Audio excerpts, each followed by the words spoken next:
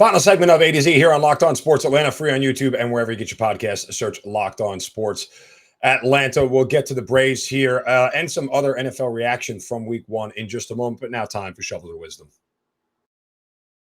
Brace yourselves, because it's time for the Shovel of Wisdom.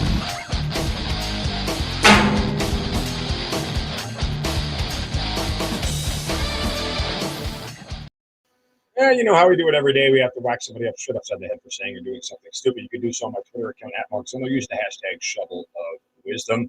And today my shovel goes to an Arizona man named J. Albert Stevens. You know, everybody who's a fan of true crime podcasts, we listen to them because we are anticipating the ending. We want to know how it all works out. We want to know who's guilty and who did the bad thing that they did on these true crime podcasts. Well, I can tell you that J. Albert Stevens, his story will never be on a true crime podcast. Why? Well, last week he flagged police officers down in the middle of the road just after midnight. And once after getting the police officer's attention, J. Albert Stevens decided to confess to the cops that he had just killed someone and then led them directly to the house where the body was of the person he had killed. I'm not condoning murder by any size, way, shape, or form, but try to get away with it, man. Like, isn't that why we listen to True Crime Podcasts? Because we want to hear exactly how the whole thing unfolds? You made it easy on him, bro. No investigative work whatsoever. None. Just, there you go. There's a body. I did it. Take me to jail. Thank you. This is easier on the course. Best thing to hear. All right, what hasn't been easier is watching the Braves over the last 48 hours. As yesterday, they have a rousing comeback in the ninth inning, scoring 5 runs, taking a 7-6 lead, and watch Kenley Jansen blow it in the ninth and losing 8-7. They lost 2 of 3 to Seattle, and including a start by Max Fried, which is, again, mind-numbing at times when that happens because he pitched really well. And now they're a game and a half back from the Mets in first place. They start a 3-game series in San Francisco tonight. Okay, well, here's the thing, more than anything, for me, is I said this last week. If Kirby is going to make a change, it needs to happen now. You're not going to do it with a week left in the season. If you want to move off of Jansen as the closer, do it now. You cannot wait. Like this series, first opportunity, you skip Jansen and you give the ball to Iglesias. It's that simple. You absolutely cannot continue to go down this road and make a change just as the postseason gets it. You're playing essentially postseason games right now. You're in a pennant race to win the division. Losing the division and getting the top wild card gets you a definitively harder path back to the World Series than anybody has ever had, because it's the first year of this new playoff format.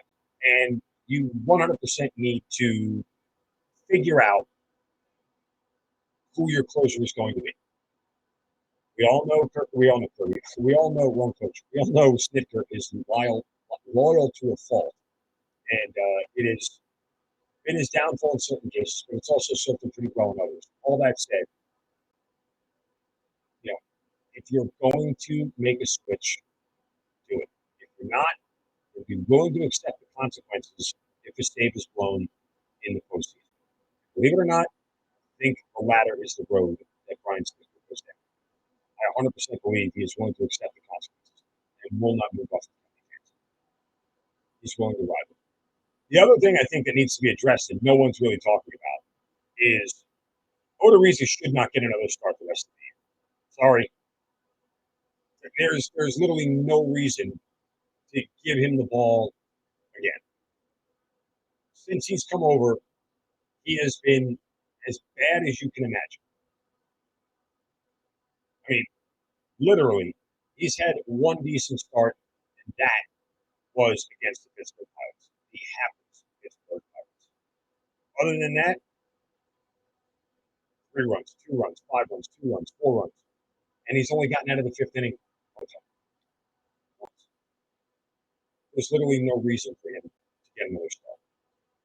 He got beat up by the Mets both times. That's a team that you're going to end up playing in a series where he may start. Let me just look at this real quick. Because, The Braves are playing their last non-NL East opponent. Giants, this 3-game series, they have nothing but NL East opponents left on the way out the door. The Mets only have 8 games left against the NL East. 3 of them are against the Braves. But let me just see here. Okay, so Odorizzi right now slated to miss the Mets series altogether.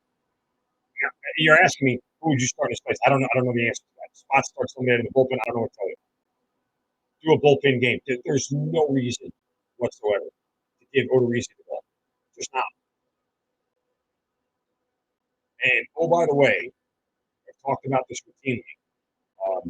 Talk about stoppers and guys who you need to have big games. Kyle Wright needs to have a huge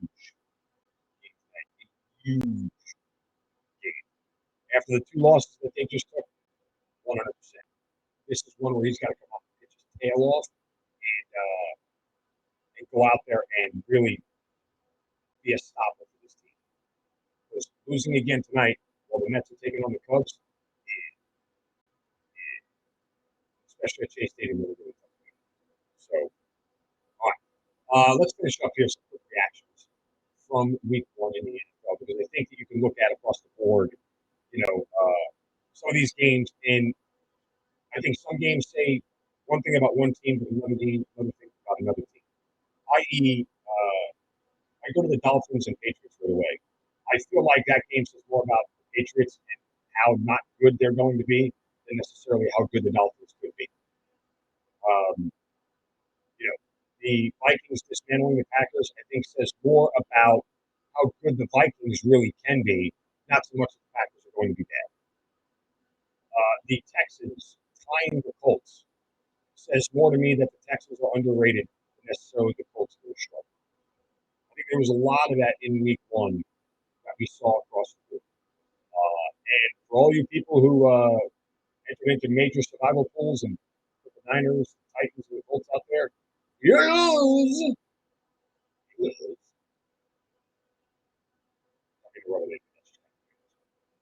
So there are a lot of, again, I think the Giants beating the Titans says more about the Titans maybe having some growing pains to deal with than necessarily the Giants being a good team. Saquon Barkley was fantastic yesterday. I guess he'll be injured by week 6, but that's neither here nor there. So, and the Browns beating the Panthers yesterday, to me, says more about Cleveland. Players 2 through 53 on the roster are really good. That is a very good roster. As long as Jacoby Brissett doesn't turn the football over, they can do it. That's how good that roster is. Chiefs dismantling the Cardinals, beat the crap out of them. Cardinals are going to struggle. Chiefs are going to be really good, but it says more about, hey, if you're a Cardinals fan, this is going to be that. All right, that'll do it for us today. Back tomorrow. Hopefully, we'll all calm down to the Falcons loss. You can follow on Twitter at if you have your thoughts on the Falcons game, Falcons loss, and the LA ranks. I want you guys to have a wonderful Monday. You guys